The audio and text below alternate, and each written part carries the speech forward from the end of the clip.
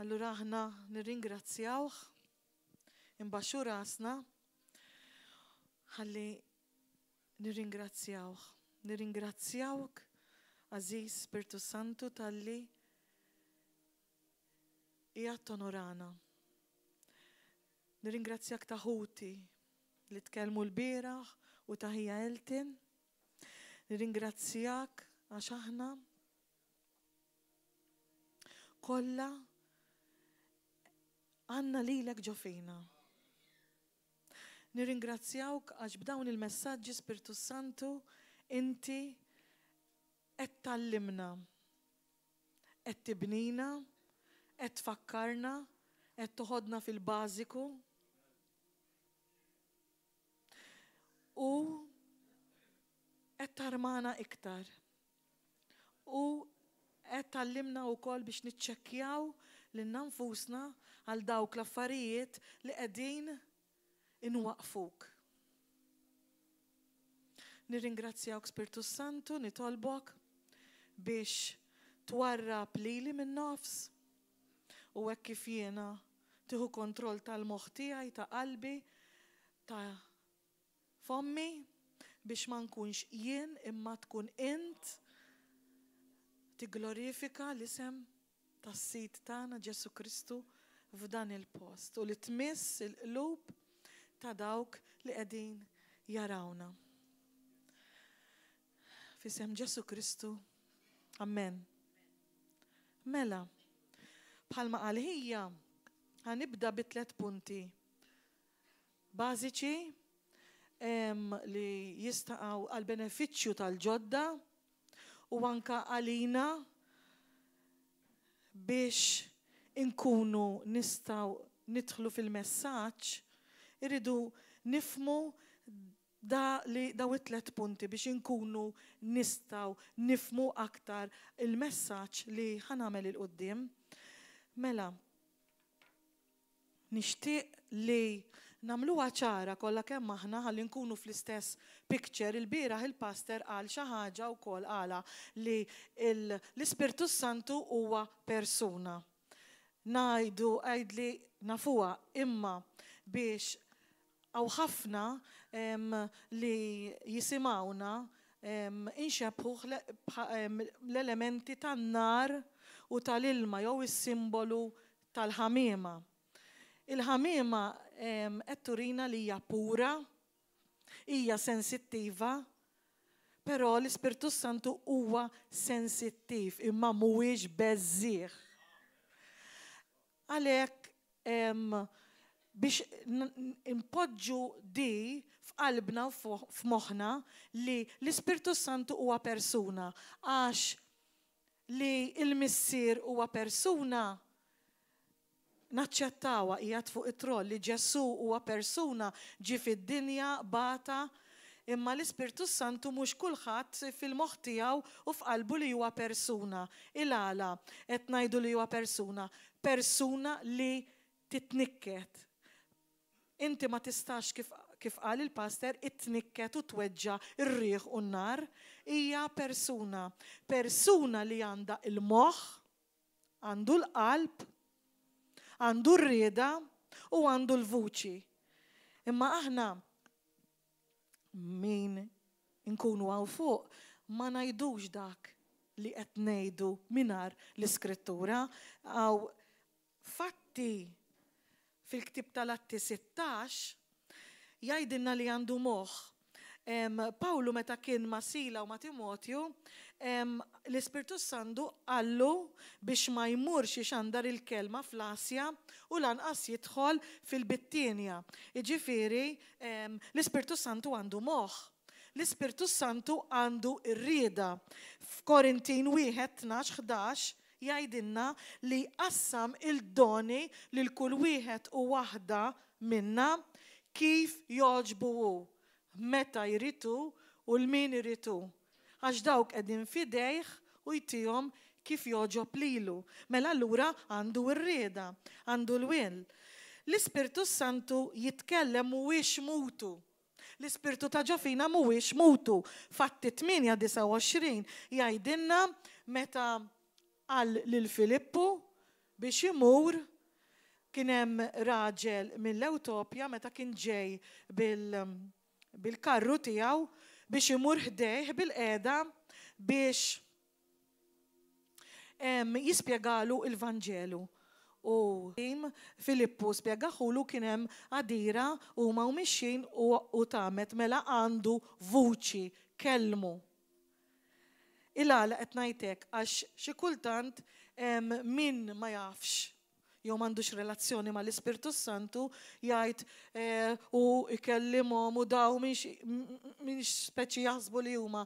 Iva, anzi, meta ma jkellimniex mhux in-natural, mhux meta jkellimna għax l-Ispirtu tal-Alla mhuwiex mutu kif għadna.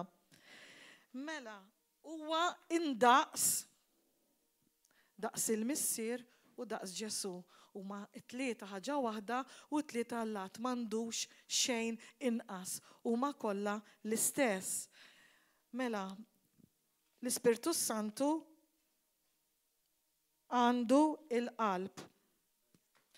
Efesin 4:30 jgħidilna ma niktux l-Ispirtu Santu. Jiġifieri tista' tniktu, tista' tweġġaw, tista' tagħmlu sed. Mela lura għandu l-qalb ukoll. Mela rajna li huwa persuna għandu l-qalb, għandu l-moħħ, għandu r-rieda u li jitkellem. Mela l-Ispirtu Santu tista' tweġġaw meta inti tinjoraħ, ma tikkalkulax. Anka bniedem meta tkun qiegħed titkellmu u jkun moħħu fil-mobile jew ikun moħħu lemulaw ukoll tħossok għas tibqa' titbiet naqa' minnu għax qed jikkalkulak. Aħseb wara l-Ispirtu Santu. Aħseb wara l-Ispirtu Santu. Persuna li hekk taffaxxinani ħafna li għandha dik l-intimità li vera għarfet b'revelazzjoni, mhux b'informazzjoni, b'revelazzjoni mis-sema, il-min għandha ġo fiha Katrin Kuhlman.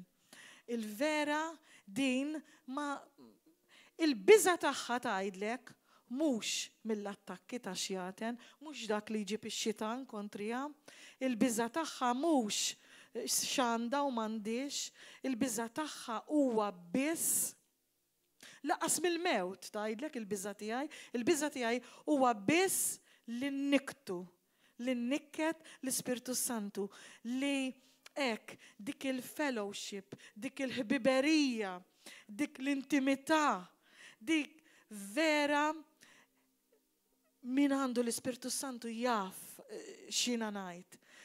Il-vera ma tridx li itniktu, ma tridx li itnafru, ma tridx li xeklu. Mela, dik hija biex tkellimna l-ewwel punt li huwa li għadna li l-Ispirtu Santu huwa persuna. L-Ispirtu Santu huwa l-ewwel isem tiegħu huwa Qaddis. Allura ma jistax joqgħod fejn hemm il-ħmieġ, huwa pur. Fejn hemm id-dnub ma joqgħodx. X'jagħmel l-Ispirtu Santu bħalma nafu jgħallem, jiggwidana, itina l-pariri, jmexxina, jkellimna, itina l-kuraġġ, jiddixxiplinana għax il-min itħobb tiddixxiplinaħ, itina l-qlubija, il-kuraġġ u jitlob minn ġo fina. Meta aħna ma nkunux nistgħu nitolbu. L-Ispirtu Santu jagħmilna bold, jagħmilna sharp. Mhux bil-Malti bla sinsla, hekk jew sili jagħmilna sharp.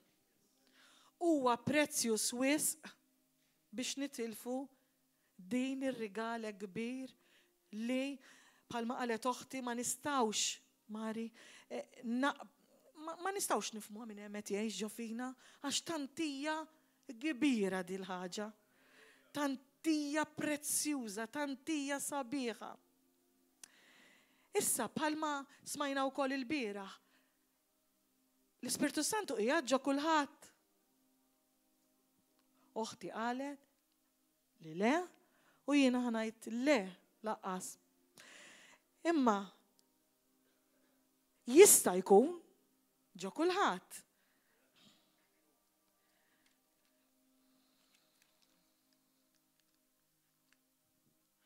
Mela kif il-mulej ikonna jitfa' fina l-Ispirtu Santu? Nisimgħu ħafna, pereżempju, bħal daw iż-żminijiet. Nisimgħu Alla huwa mħabba u Alla jħobb il-kulħadd u Alla jaċċetta il-kulħadd. U jiena ngħidilhom iva mela, iva. Il-pjan tal-missier, missier kellu pjan. Għax bid-dnub infridna minnu. Mela il-missier kellu l-pjan, Ġesu kellu x-xogħol. X'inhu x-xogħol? Li Ġesu huwa il-ħabib tal-midneb.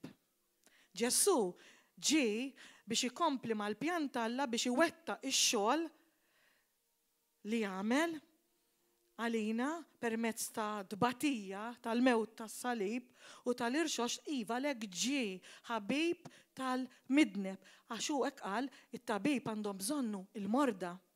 U żgur li jħobbok kif int u li huwa mħabba u li jaċċettak kif int. Però ħanamilha ċara mhux il-kliem tagħna da, mhux il-kliem tal-pastors tagħna li jnajduha minn hawn fuq jew min ikun qed jaqsam il-kelma, da mhux il-kliem tagħna, dan huwa l-kliem li qal Ġesu. Jiġifieri toġbok u ma toġbokx, dan qalu Ġesu mhuwiex aħna. Mela hawnhekk ħammorru għax hawnhekk dejjem tinfetaħ il-kelma biex kull nuru lil kulħadd mhux l-opinjoni tagħna, l-opinjoni tagħna ma toġġ. Imma aħna ħaniftħu Luqa 15-11. Meta dina ukoll qiegħda il-parabola tal-liben il-ħali għal dak li kien u telaq mid-dar. Però hawnhekk għax il-kelma hija ħajja u l-kelma meta taqra ma l-Ispirtu Santu tirrivelalek kemm hija ħajja. Meta il-liben il-ħali kien telaq mid-dar, fl-aħħar kien qiegħed jgħix mal-ħnieżer, mal-majjali, maħmuġ, jinten bil-qeda magħhom, saħansitra kienet jiekol mill-ikel tagħhom. Imma l-Ispirtu Santu fakru f'missieru u ġo qalbu qal li jrid imur għand missieru. Mela maħmuġ kif kien mar għand missieru. Missieru li huwa mħabba, ara x'jgħidlek x'għamel, ħanaqraħħa. Ħanqum u mur għand missieri u ngħidlu, missier dnibt kontrik. Mela hawnhekk ġejja l-indiema. L-indiema mar għand missieru u jgħidlu jiena dnibt kontra tiegħek. Ma jistħoqlix nissejjaħ ibnek. U mbagħad għamu telaq. Il-missier lemħu u tħassru. Għaliex? Il-missier, il-midneb jitħassru jekk ma jindimx. Għaxu, għalhekk bat il-libnu biex isalva, għalhekk tħassru. U x'għamel wara li tħassru? Qed naraw il-missier jitħassar il-midneb għax ikun iridu li jiġi id-dar. Tħassru u bġirja waħda mar inxteħet fuqhom u biesu. Mela vera jaċċetta il-kulħadd kif inhu? Mela vera huwa mħabba? Għax ma qallux mur inħasel? Neħi dik l-intina minn fuqek? Le, għanqu u ħabbu u biesu. Mela sewwa qegħdin jgħidu li jaċċettana kollha li nnawwek aċċettana kif aħna. Imma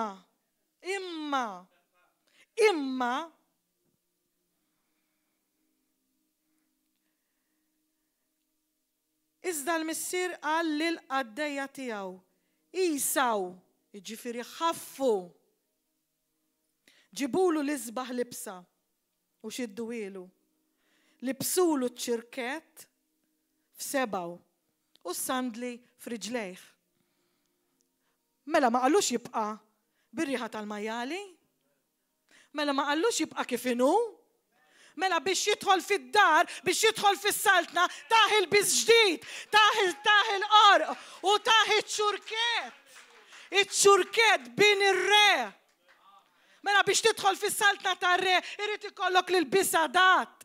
Mela ġejt għandu ndimt, ħaslek b'demmu bix-xogħol li Ġesu għamel biex iwettaq il-pjan tal-missier.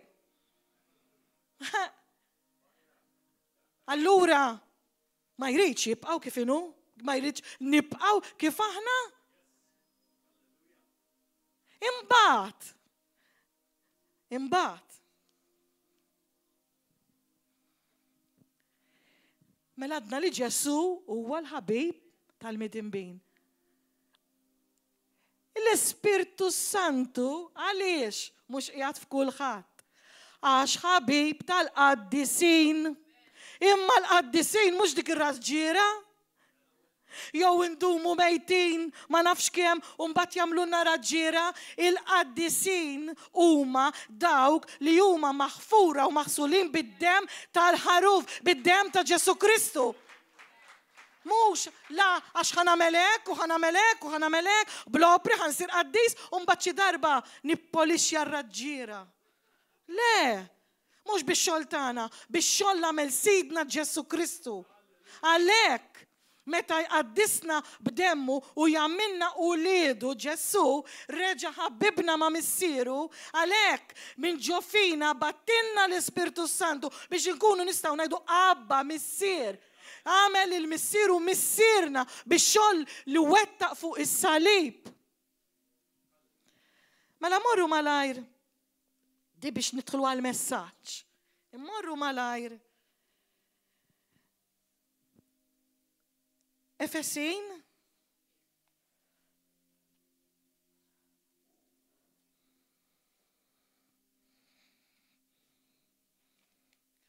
mela Korintin 2:22, Efesin 4:30 u Efesin 1:13 isemmi x'jagħmilna ġest il-missier meta aħna naċċettaw ix-xogħol ta' ibnu bil-fidi fih aċċettajnieh. U allura mela l-ewwel l-Ispirtu Santu ġi iħabbat, smajna, emminna, iġġustifikana Ġesu b'demmu, mela l-ewwel bieb issa dħalnieh. Konna maħmuġin, indimna Ġesu ħasilna u dħalna fil-mixja tat-tieni bieb tal-Ispirtu Santu. Mela l-Ispirtu Santu huwa dak li ħajjikkopera mal-pjan tal-missier u max-xogħol ta' Ġesu fil-ħajja tagħna. Mela x'għamel? Hawnhekk jgħidilna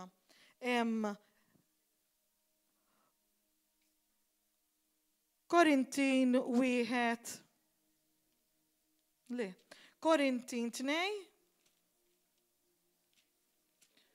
2:22.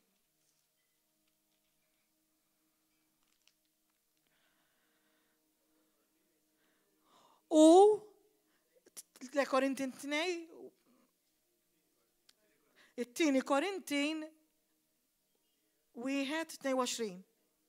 U l-siġillana wkoll bis-siġill tiegħu. Mela dik rajna waħda. Mela immorru Efesin, dawn nixtiequ narawhom. Mela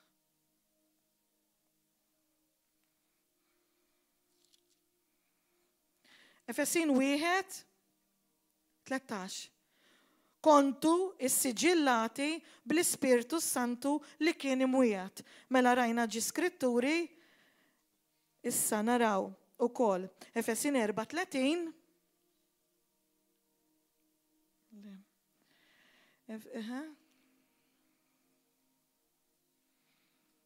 tniktux l-Ispirtu Santu ta' Alla li fih intom is-siġillati għal-jum il-fidwa. Mela hawnhekk qed naraw 3 skritturi li x'għamel fina il-mulej Ġesu meta aħna sirna tiegħu waċċettajnieh u s-siġillana. Mela x'inhu da s-siġill? Bħal biex jarfuna għamilna sinjal, għamilna marka, għamilna siġill. Bħal meta aħna ikonna iċ-ċurket, ta' ċurket ġejja, iċ-ċurket tal-erusija. X'inhu jirrappreżenta ċ-ċurket tal-erusija? Qed jirrappreżenta iż-żwieġ.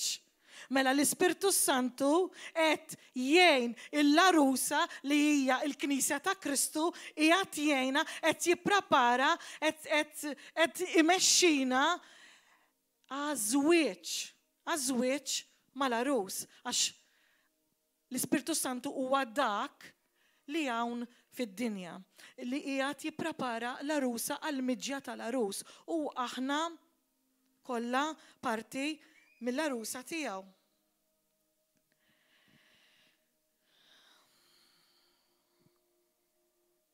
Għamilna maqtuwajn set apart.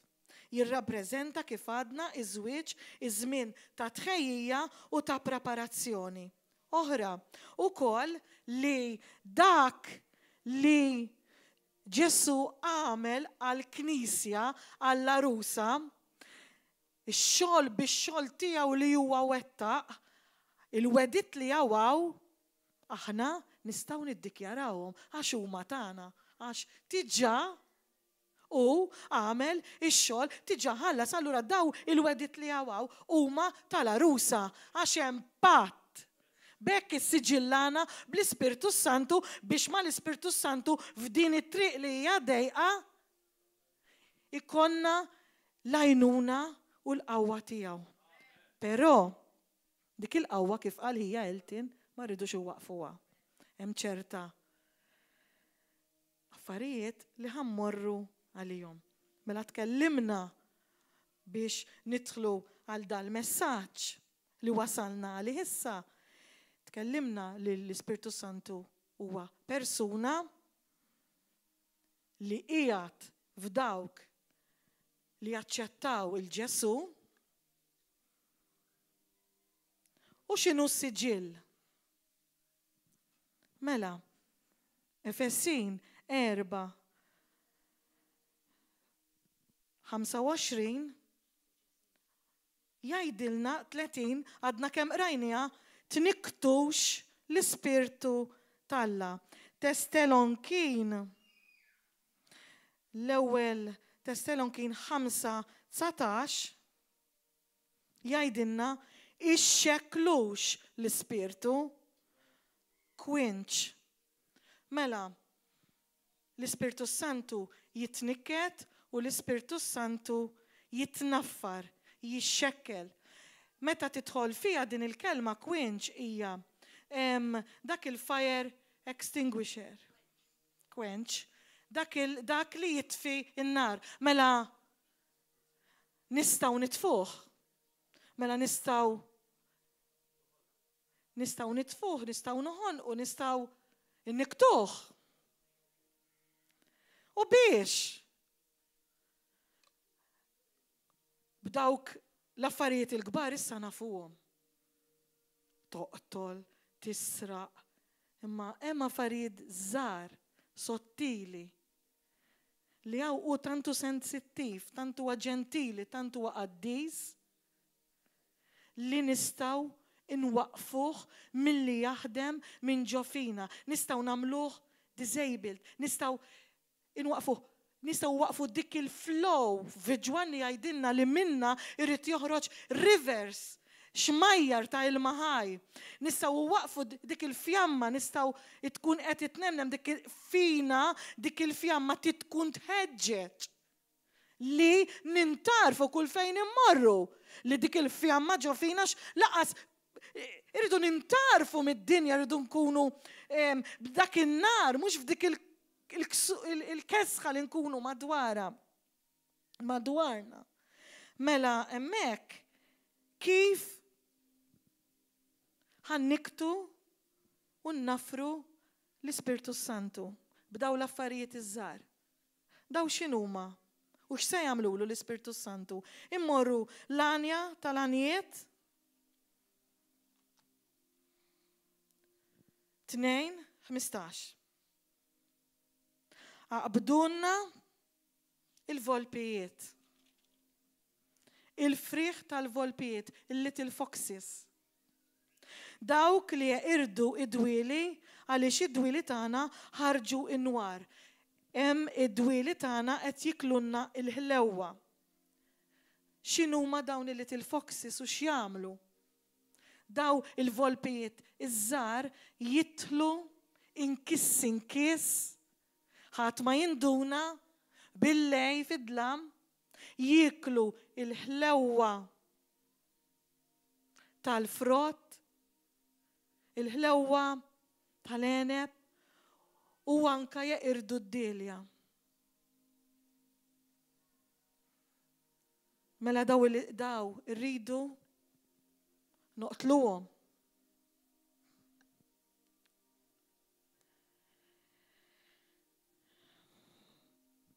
Mela naraw ftit hemm ħafna li nistgħu innafru u nniktu l-Ispirtu Santu, imma jekk immorru f'Efesin 4 l-istess kif bdejna 25 hemmhekk ħaniftħu ftit fuq daw il-little foxes. Imma niftħu naqra fuqhom. Warbu minnkom il-gideb u għajdu il-verità wieħed lill-ieħor. Għax aħna membri ta' xulxin. Mela qed jitkellem għall-Knisja. Qed jitkellem għalina. Li ma nikdbux, il-għala jitnikket l-Ispirtu Santu fejjem il-gideb. Għax huwa l-Ispirtu tal-verità. Allura ma joqgħodx fejjem il-gideb, mela qed inniktu. Jew inkella ngħidu nofs verità. Li dik ukoll itniktu. Jew inkella gidba żgħira mhux dnub. Mal-mulej maħniex hekk. Il-mulej jew abjad jew iswed, jew tajjeb jew ħażin, m'hemmx gris, m'hemmx triq tan-nofs. Ma nistgħux nagħmlu daw l-affarijiet. L-Iskrittura stess tgħidilna iva, le. Dak li hemm fin-nofs mhuwiex ġej minn Alla, ġej mill-missier il-gideb li huwa x-xitan. Mela, tassumi nassumu. Kif ħajniktu l-Ispirtu Santu da li tassumi daw id-nubiet li ma tantx jidru. Għax li jidru faċli dawk il-volpijiet il-kbar faċli li narawhom u noqtluhom, imma daw li ma tantx jidru. Nassumu dik is-sister, dak il-brother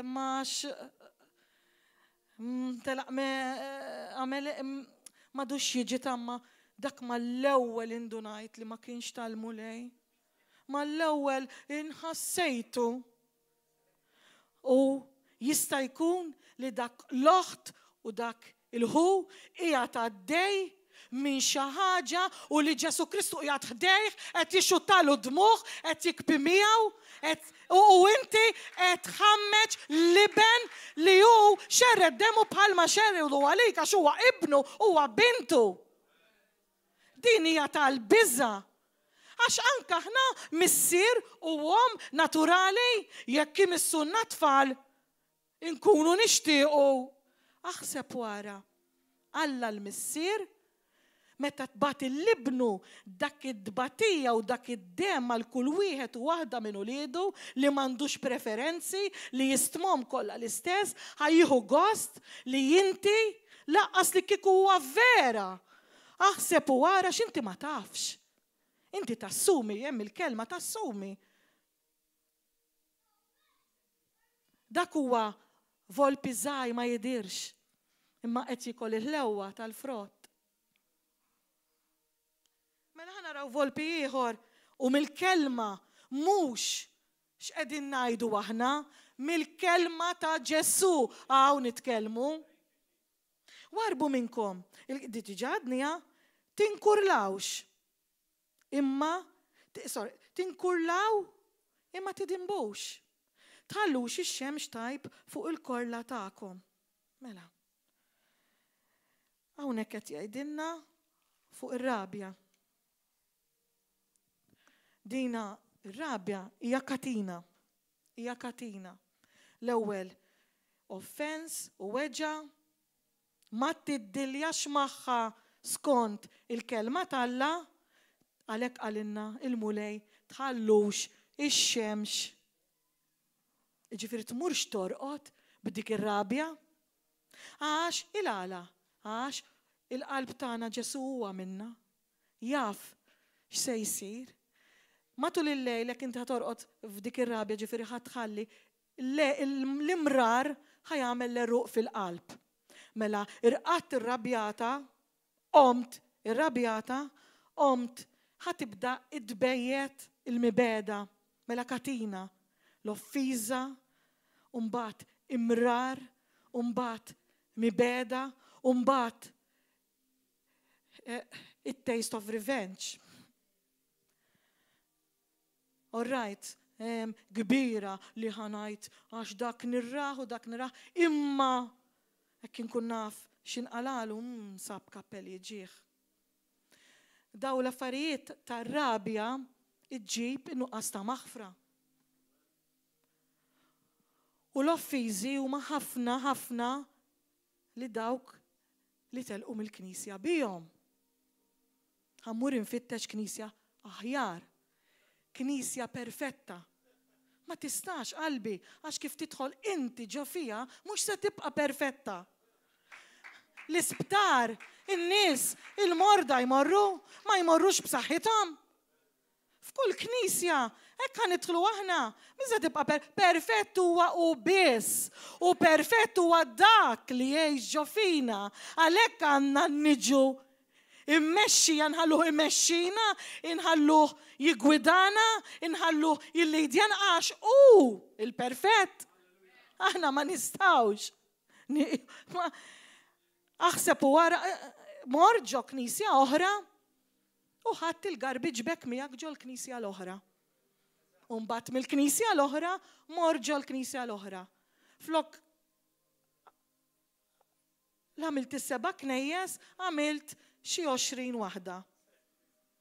U mbagħad meta ma tridx tilaq dak kollu li lajt bħal klieb u terġa' tiġi sorry biex terġa' tiġi fejn kont l-ewwel darba. Jekk jiġu u hekk jiġu iva. Imma biex dal-ħesil mal xejn għamiltu għax inti li titranġa, inti li trid lilek innifsek trid bħalma qal ħija tmut għalik innifsek. Id-dilja mal-offens bil-kelma minix qed ngħid li hija faċli, le u żgur li mhijiex u li mhux kull wieħed u waħda minna u hekk għaddejna minna. Imma jekk ħadd iddilja bil-ġisem ħadd terġa' tintrabat mad-dinja. U jekk ħadd iddilja bil-kelma u bl-ispirtu ħadd tikber fiha. Mhux ħadd tagħmlek dajfek, dajfa, ħadd tagħmlek iktar b'saħħtek. Ma toħroġ minna bitter, ħadd toħroġ minna better.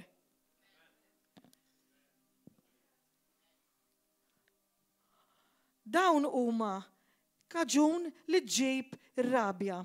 Meta nittimgħu dik l-offens, nittimgħu dak il-ħsieb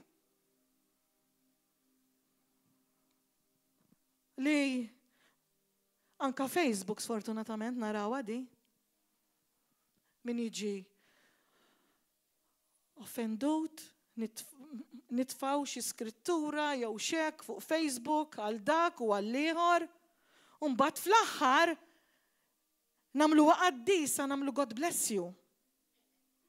Imma l-messaġġ ħajasal. Imma jiena ma semmejx il-persuna. Iżgur imma jekk inti taf li ħallija hemm ħanut wieħed ta' żraben U inti semmejt il-ħanut ta' żraben kulħadd jaf x'attejt għalih. Imbilli f'Facebook ma semmejtx il-persuna bisimha. Jekk inti qiegħed ġo knisja u inti vera ben Alla u għandek l-Ispirtu Santu u hemm xi affarijiet qed idejquk kemm mal-aħwa kemm mal-pastors mur tkellimhom. Jekk inti xorta ma jogħġbukx għax ma jfissirx li jekk inti sejjer itkellimhom u kullum kien il-mulej poġġ awtorità. Ġo skola, Alla ħares imorru ġo skola u m'hemmx il-head. Alla ħares mor ġo l-offiċċju m'hemmx minn fuq qed jagħmel li jrid. U anke ġo l-Knisja tagħna li huwa Alla tal-ordni poġġa l-ordni. Jiġifieri min huwa f'awtorità il-pastors tagħna jekk inti hemm xi ħaġa li ma taqbilx magħhom personali, mur tkellimha u tista' tirranġa, ma mhux inġibha pubblika fuq Facebook u nħammeġ jew inkella min wara. Jew jekk hija skritturali u int ma taqbilx magħha, dik żgur naf 100% li tista' titlaq għax il-pastors tagħna mhuwiex se jmorru kontra l-iskrittura. Allura jekk inti titlaq, itlaq bil-barka, mur fejn għandek itmur, imma mhux nagħmel dawk l-affarijiet għax jekk ħanniktu l-Ispirtu Santu għalik għall-ġid tiegħek innifsek. Għax inti qed tagħmel il-ħsara lillu li Alla speċjalment jekk il-mulej poġġihom f'dik il-pożizzjoni, il-midlukin tiegħu. Jekk inti ma taqbilx mur bislim kun imbierek, imma ma nibqgħux nagħmlu l-ħsara jgħaddu sena sentej tlieta u l-odju li ġib ir-rabja tibqa' hemmhekk. Mela allura f'din id-dinja għandna l-odju u inna 3 snin il-dak jekk nara ħaddej minn hemm niġi lilgħu u nibqa' nibbottja nafu li jekk ħansalvaw ħankunu fl-istess post. Se tagħmel fil-ġenna? Dak le ta' għatini il-post il-bot minn dak. Dak ma qbilx miegħu għawija ġibtu li. Id-dnub il-mulej bħal meta aħna għandna tfal id-dar. M'intix se tdaħħal tfal morda, tfal bil-lebra, tgħinhom imma mhux se tdaħħalhom ma' wliedek, żgur li le. Żgur li le, aħseb wara kemm il-mulej, il-missier bat il-libnu sar kappuljat għalina, mela għal xiex ġi, għal xiex batu, għal xiex dbiċċer biex xorta sejrin, għal fej qal it-triqija dejqa u ftit ħajsibuha. Mela allura u giddieb jew mentali, le.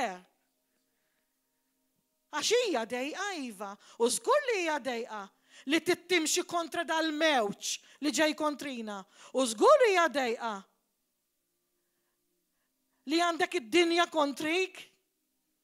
Persekuzzjoni orrajt m'għandniex grazzi mulej bħalma hemm barra, hawn il-persekuzzjoni tal-ilsien. Li meta inti itqasqas bħal meta titfa' dik il-imħadda mimlija riħx ġo ġurnata riħ. Mbagħad sorry ħatajdlu dak li jkun sorry imma l-ħsara għamiltilu u għamiltilu bil-kbir. Jekk inti orrajt qed tara lil ħija jew il-loħti li qed jagħmlu frott ħażin u li qegħdin fid-dnub, allura ma nitkellimx, imur l-ewwel ngħid l-awtorità ta' fuqhom jew imur insib lilu ma' ħija u moħħti bl-imħabba, imma mhux immur mal-Knisja kollha għax dak. U mbagħad fl-aħħar is-sabiħa mhux biex niggossipja ta' imma biex nitolbu għalih. How sweet. U taħseb li l-Ispirtu Santu bħalma qal Fredrik il-bieraħ qed inħarsu ma x'inħarsu l-fuq. Hemm min qiegħed jara għandna kamera fuqna lejn kollu. Iva vera għandna vera minnu fuqna lejn kollu, ħajara isibx, imma is-sabiħa li nibqgħu nitkellmu b'dik il-qlubija għax maħniex qed ngħidu l-opinjoni tagħna. Min ikun hawn fuq dejjem jiftaħ di. Toġbok u ma toġbokx, taqbel u ma taqbilx, għajt lil-mulej. Għax din hija l-kelma tiegħu. Aħna qegħdin ngħidu dak li qalu.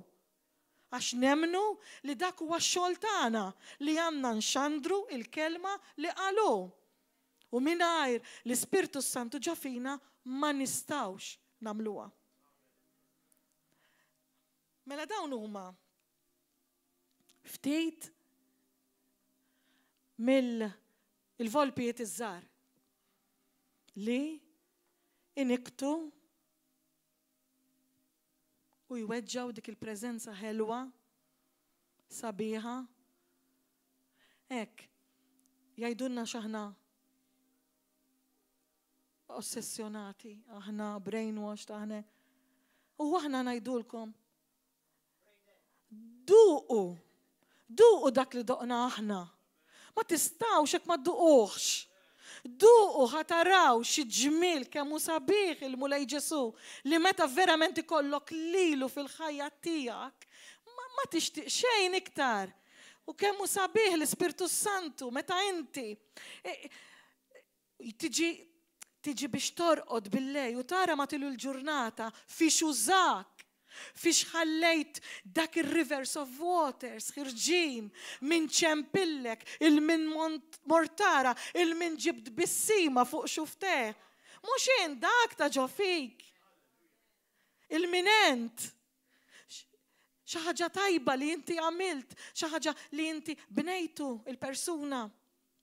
Meta inti tiġi biex titlob fuq il-persuna u tajt l-Ispirtu Santu biex imexxik u jurik il-persuna minn xiex tkun għaddejja u jitkellem minn ġo fommok mhux int u minn ġo fik u jtik xi kelma, jtik xi profezija jew jurik bid-doni tiegħu.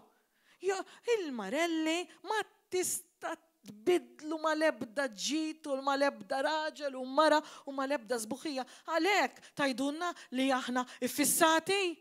U żgur iffissati u ma rridux li nitilfu għax esperjenza jni nafu li mingħajru ma nistgħux ngħixu.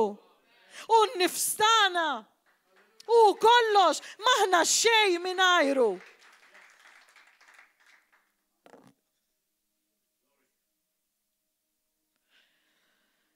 Issa l-oħra imiss u qalilna tatux wisa li xitan. Hemm ħafna modi li nagħtuh wisa ix-xitan. Ħansemmi waħda moderna, it-teknoloġija li il-missier din joħodha personali ħafna, joħodha serja ħafna.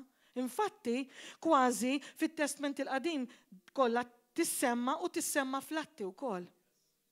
L-affarijiet li għandhom x'jaqsmu ma' Satana, ma' xitan. Huwa ħalaq anġlu sabiħ, kellu l-qawwa, kellu kollox, imma da bil-gburija li hija l-erq ta' kull dnub, is-supervja, u tilef kull ma kellu. Allura jaf, il-mulej, il-missier jaf, li ma jrid li konna x'naqsmu assolutament xejn ma fejn jidħol ix-xogħol tax-xitan. Mela, issa ħanaraw daw il-little foxes fiex jidħlu speċjalment fit-tfal tagħna li aħna responsabbli tagħhom. Inħallulhom dawk l-iPads, dawk il-mobiles, il-PlayStation, il-mużika, il-films u intom għall-estrem. Le, mhux qed ngħid kollha u maħżina, ejja nagħmluha biċċa il-films. Żgur, mhux kollha u maħżina, hemm il-Christian, hemm tal-Kristjani li għandhom messaġġ sabiħ. Mela, il-familja flok ħaninġabru, forsi il-maltemp, il-kesa, flok ħaninġabru, ħanaqraw il-kelma, ħaniddikjarawha mal-familja, ħanitolbu, ħammorru naraw film. Imma film tal-biża'.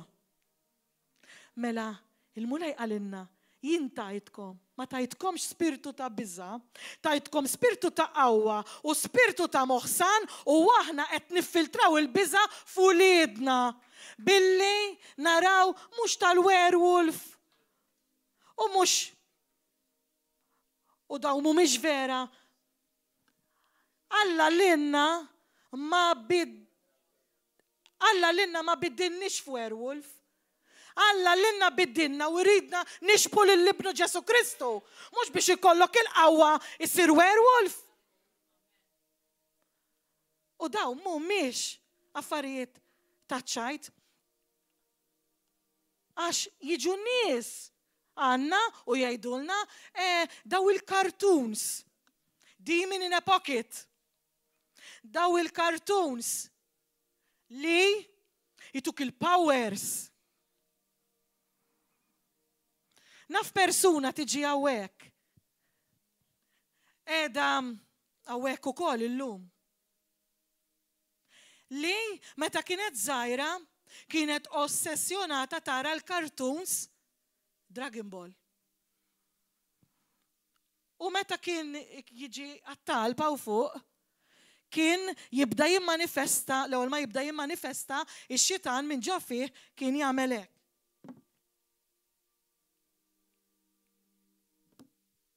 Li kien qalli għax dana miltqajt miegħu u ġibtu jiena kien qalli li meta kien żgħir kien dejjem jara dawn il-cartoons li jtuk il-powers, da dejjem xtaq dawk il-powers.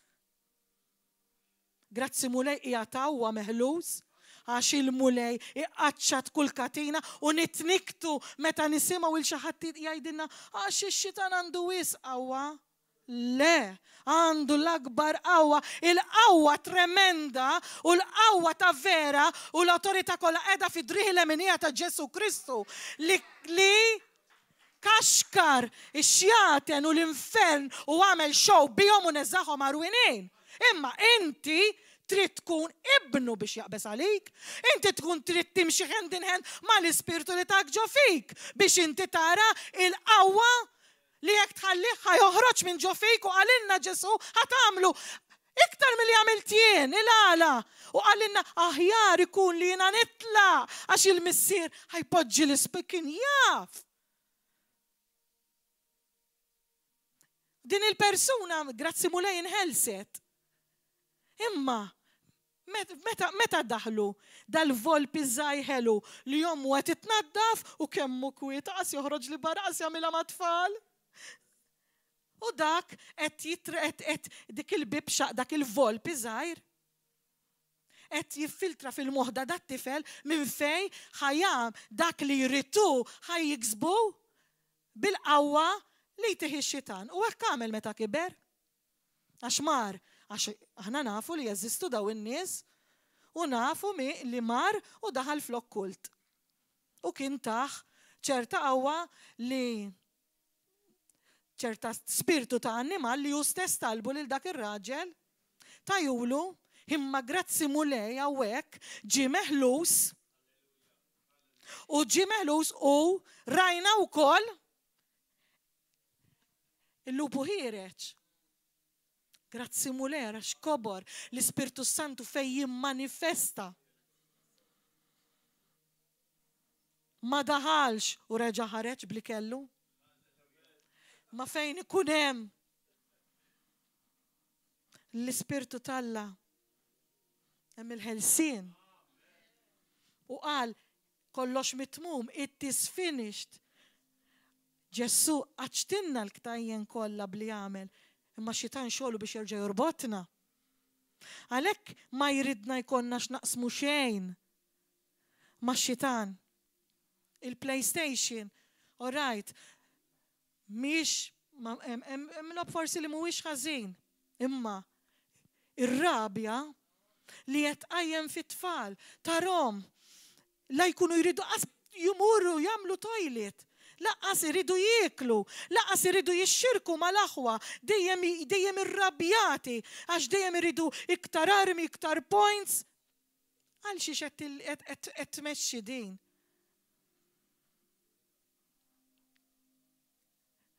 Dawn huma affarijiet reali li hawn ġew rajnihom. tfajla oħra li kienet tħobb tara tal-witches. U hija mbilli mhix qed naqax u di watching di wand x'inhi tal-idej wand jew inkella li mnieħer jew vera konna narawhom ħelwin. Imma daw ix-xitan jagħmilhom jidhru ħelwin, jagħmilhom jidhru innoċenti u mhuwiex ġej bħala mostru u ġej sabiħ. U din it-tfajla ġiet hawnhekk ukoll kienet qalt li tant kienet tħobbhom daw tal-witches, daw il-film ta' sħaħar u li minn fejn ħaġib il-powers li meta kibret, iva, bdiet titgħallem biex tagħmel is-saħħtiet fuq in-nies. Kellha wkoll il-cards daw li jmorru jaqraw ix-xorti u t-tifla ta' eta żgħira qalt li l-ewwel ma tmur mhux għat-toys kienet għal daw il-cards. Mela, m'hemm bżonn tmur il-qudiesa sewda? M'hemm bżonn tagħmel tadura li x-xitan qed jidħol ġo darek bit-teknoloġija. U qed jirrovinina il-moħħ san tal-ulied tagħna li tagħna Ġesu. Din qalt li l-tfal tagħha kienu bdew jaraw xi affarijiet koroħ id-dar anke sriep. Ir-raġel tagħha, il-partner tagħha wkoll u hi wkoll kienet tara serb ħajblala l-tfal. Meta ġiet hawnhekk insomma dnila li daw l-affarijiet huma kollha tax-xitan telet hawnhekk u grazzi mulej ramiet ħarqet qattat kollox u l-mulej ħellisa wkoll. Mela ħaġa oħra. Il-mużika. Il-mużika. Tifla ta' 13 sena li mimlija bl-Ispirtu Santu għax hija minn tal-mulej u hija malma ħolmot li kienet miexja il-mulej qed jagħti messaġġ iż-żgħażagħ. Kienet miexja bil-mobile qed tisma' daw id-diski tad-dinja. Daw id-diski nbidlu f'mara. U din il-mara it-tifla għarfet li kien spirtu ħażin, kien demon. Bdiet tipprova titfi l-mobile fil-ħolma u l-mobile ma setax jintefa'. It-tifla sabtet il-mobile fil-ħolma kif il-mobile tfarrak dik il-mara ħarġet mill-mobile. It-tifla ġiet tiġri warajha u t-tifla li hija malma qaltilha f'isem Ġesu Kristu ieqaf hemm u tibqax tiġri warajja. Inkeċċik f'isem Ġesu Kristu. Di bdiet tixrinkja u tersaq lura. X'qed jgħidilna hemmhekk? Aħna meta nibdew nagħmlu il-praise and worship hawnhekk, meta nibdew naduraw u nfaħru l-mulej, hemmhekk ikun hemm screen bil-kliem biex inti tajda minn qalbek u tiġi bħala talba. Qed nollu nagħtu glorja lil Alla. Hemm ħafna il-diski, il-kliem tagħhom huwa jagħti glorja lix-xitan. Inti ma tkunx taf għax aqqas biss għax ix-xitan jagħmilha diska tal-widna il-bit u hekk li ma la taqbada u toġbok u mbagħad tibda tajdak li jgħid. Meta tidħol f'dak il-kliem ikun hemm ħafna kliem li qed jagħti glorja lix-xitan. Mela qed inkeċċuh u jekk iddoq is-CD fil-karozza qiegħed miegħek fil-karozza. Id-dar fil-mobiles ta' tfal. Meta tixaq immintom ta' dwejjaq praise and worship biss 15 ilu qalt ċemplit li waħda. Qalt li ddejjaqt. Qalt li nixtieq nisma' diski tad-dinja għax intom stretti wisq. Għattila le orajt, għattila x'inhija il-feeling tiegħek wara li tisma' dawk id-diski tad-dinja li tħobb. Għalt li le minn daqshekk għandek raġun. Dina qed tinħeles mill-vizzju ta' droga. Għalt li kull meta nismagħhom jerġa' jkolli aptit imur il-parties u nerġa' nibda nieħu. Mela allura qed titkellem inti stess waħdek. Xi kultant anka fwieħa, anka jgħaddi xi ħadd bil-fwieħa antika ta' meta konna forsi fid-dinja f'xi discos u f'xi bar kien hemm anka brieħa terġa' titqanqal jipprova jiffiltralek. Jerġa' jipprova jiffiltralek dak il-feeling ta' meta kont fid-dinja sempliċiment fwieħa. Aħseb u wara. Ġifieri dawn huma li mhux dawk il-volpijiet, il-kbar, il-ħoxnin, għax narawhom u easy li toqtolhom. Ma dawn huma żgħar.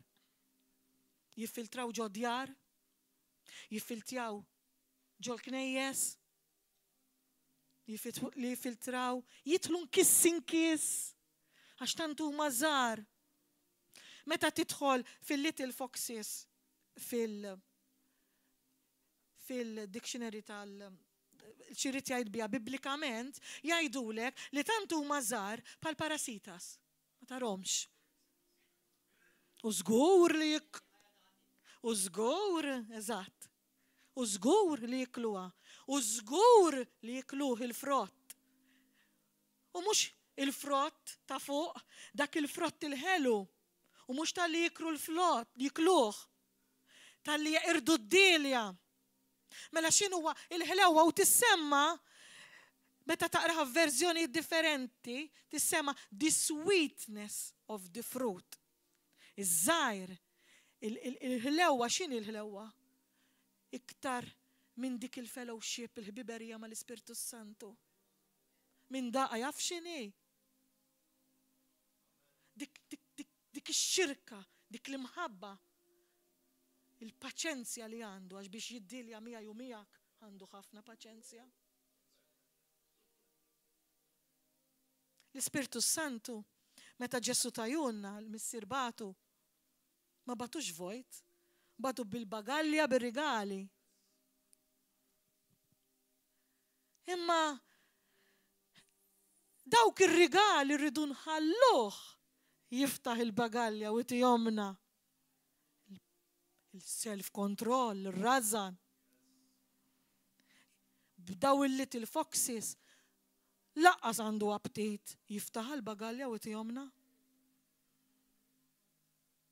Il-razan, il-paċenzja, il-paċi, l-imħabba, il-ġentilezza. Mela, inħalluh jiftaħ il-bagalja, jitina r-rigali, unħalluh dak l-ilma, mux ftit tagħna ilma, bl-abbundanza, xmajjar ta' ilma ħaj. U jekk il-vera l-Ispirtu Santu ma niktuħx, ma nafruħx, ma nxekluħx, inħalluħ jaħdem minn ġofina, naqbdu hand in hand miegħu u ngħidulu aħna ħanpoġġu fil-passenger seat. Orbotna Spiritu Santu b'dak is-safety belt u tħallinix ninħallu. U waqbad inti id-driver seat, ħudu inti, suq fejn trid inti, kif trid inti, meta trid inti, għax ċerti, sikuri, għandna dik is-sikurezza inħarsu lejh li fejn ħajħodna huwa secure. Huwa f'dik it-triq id-dejqa ħajmexxina għall-eternità fejn Ġesu għalinna li dak li preparana l-ebda għajn qatt ma rat u l-ebda widda qatt ma semat f'dak li preparanna il-mulej Ġesu. Mela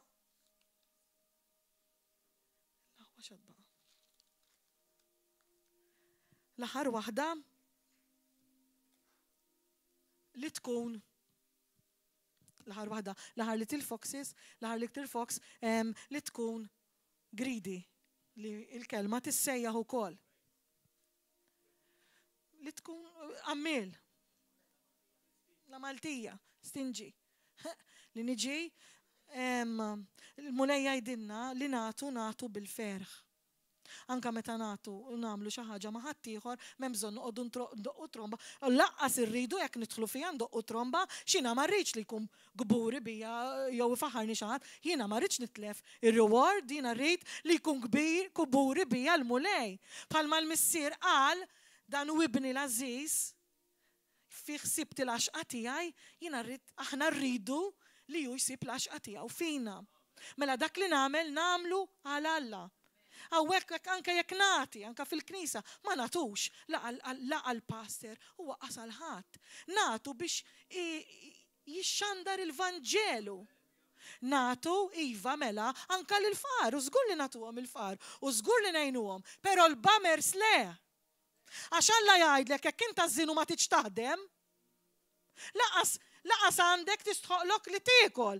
Aħseb u wara, mela niġu xi darba darbtejn nitfgħu xi ħaġa u mbagħad iridu niġu għaliha blimax. Iva il-foqra ngħinuhom, u żgur. Imma mhux il-dawk li bbamjaw, dawk ngħidulhom morru waħdmu. Għax qed niddeq ngħidha. Mela dawk li is-suckers. Iżgur li lejn u iva l-faqar. Jixorbu l-ħajja ta' ħaddieħor. Allura inti, dik il-parasita li kollha l-klib tixrob id-dem, qed jiġu aħna narawhom l-Ispirtu Santu għandu l-erf, jurik kawża ġusta u żgur li ngħinuhom. Minnu vera fqir u fejn aħna naraw żgur li ngħinuhom. F'mediċina mhux l-ewwel darba anke lili bat il-pastor biex nixxilhom il-mediċina. U jkunu foqra u m'hemm ikel u qassamna ikel u għandna l-orfanatrofi barra. Imma mhux tiġi min sena tiġi txarej tattendi. Titfa' xi ħaġa jekk titfa' u mbagħad tiġi tiġbora blimax mela u bank. Mela u bank. U mbagħad ma tiftakarx meta għenik l-ewwel u t-tieni u t-tielet, meta r-raba darba ndunajna għalfejn tridu u inti ma tajnikx. Mbagħad hemmhekk gwerra, mbagħad hemmhekk inħamġuk. Però aħna nafu li l-persekuzzjoni tagħna hija dik. Huma jippruvaw jħamġu u Alla jollina. L-importanti li jollina Alla, x'hekk jollik il-bniedem it-tisbita tkun fatali. Ma jollik Alla, jollik fil-post bil-qeda fejn hemm ibnu, bil-qeda ħdejh fejn il-missier. Hemmhekk jollik il-mulej. U aħna kieku li qed nagħmlu għall-bnedmin, ma nagħmlu xejn, kull wieħed u waħda minna żgur. Għax iktar taqla insulti, tajjir, imma meta tiftakar li inti li qed tagħmlu għall-mulej u ħabna qabel ma aħna konna tiegħu. Mela nagħmlu kollox għalih u nagħlaq bdi biex aħna nkunu differenti mid-dinja. Meta aħna ma nafruħx l-Ispirtu Santu ikun bħal dik il-fjamma, bħal meta inti jkun hemm dak il-ksieħ, dak il-maltemp barra u jidħol xi ħadd minn dak il-ksieħ u inti tkun qiegħed fejn il-fireplace u jiġi jmislek idek u jgħidlek il-laħwa kemm inti warm. Aħna rridu nkunu f'dil kesħa tad-dinja nkunu warm bil-fjamma tal-Ispirtu ġo fina u rridu nħallu il-dak l-ilma ħaj joħroġ, rridu nkunu grazzjużi, rridu nagħtu l-melħ f'dal pajjiż li huwa borma ikel bla toma.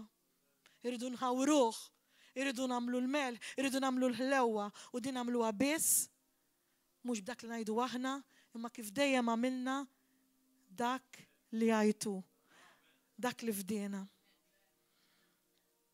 Nagħlqu b'talba l-aħwa.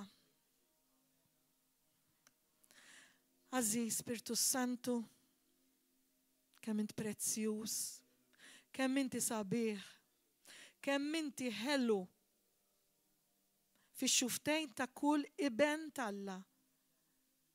Grazzi talli qed taħdem fl-arusa tiegħek, fil-Knisja tagħna. Talli din il-konferenza daw l-4 ijiem onorajna lill-ismek u inti onorajtna bil-preżenza tiegħek u bil-qawwa u nitolbuk bħalma talbek David, aħfrinna meta nikkitnik, meta naffarnik, meta xekkilnik, meta ma ħallejnikx, meta ma kkoperajniex miegħek, meta ma ħallejnikx tmexxina, meta ma ħallejnikx tuża dik il-qawwa li għandek. Aħfrinna. U ngħidulek inħobbuk ma nistgħux ngħixu minuta mingħajrek. U nirringrazzjawk tad-doni u tal-qawwa u tal-imħabba u tal-li qed tippreparana f'dan iż-żmien ta' tħejjija, f'dan iż-żmien ta' tħejjija għal meta naslu quddiem l-aħħar bieb tal-glorifikazzjoni. Grazzi Missier, grazzi Ġesu.